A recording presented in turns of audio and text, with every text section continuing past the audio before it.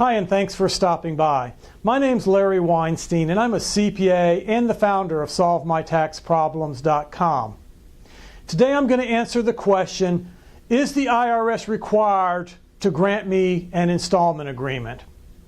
The answer to that is no, they're not really required to offer you an installment agreement. Generally, if you qualify for an installment agreement, they're going to give you an installment agreement. But there are situations in which they're not going to give you an installment agreement. They're not going to give you an installment agreement if you have unfiled tax returns. For them to grant you an installment agreement, you have to be current on all of your taxes.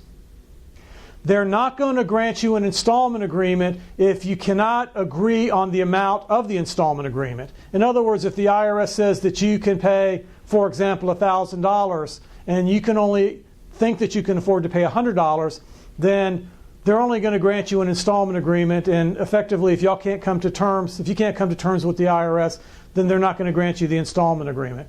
And then I guess the third thing that I see sometimes is they're not going to grant you an installment agreement when they can look on the collection information form and see that you have significant assets. It could be equity in a home in which they're going to ask that you borrow against the home. It's going to be retirement accounts. It's going to be other assets. But they think that you have the ability to borrow against those assets or to cash in those assets.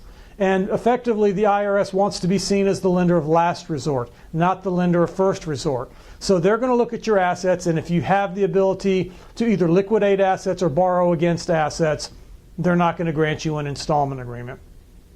So once again, the three ways in which the IRS will not grant you an installment agreement. First, you're not current on all of your tax filings. You still have some unfiled tax returns. Secondly, you can't agree on an amount with the IRS. And thirdly, you have significant assets that the IRS wants you to liquidate or borrow against before they grant you an installment agreement.